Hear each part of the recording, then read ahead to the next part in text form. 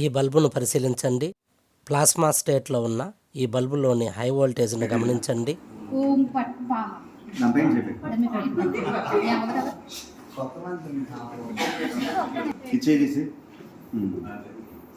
ఏం చేస్తున్నారు?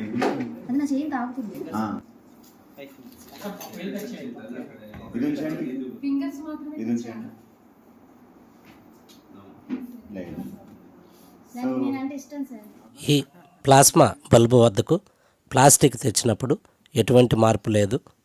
మెటల్ చేతిని మరియు బల్బును తెచ్చినప్పుడు దానిలో వోల్టేజ్ అంతా ఒక దగ్గర కేంద్రీకృతం అవ్వడం మీరు గమనించవచ్చు. పిల్లలు, ఇలా ఎందుకు జరుగుతుందో కామెంట్ బాక్స్లో కామెంట్ చేయండి. ఇలా ఎందుకు జరుగుతుందో నెక్స్ట్ వీడియోలో మనం తెలుసుకుందాం.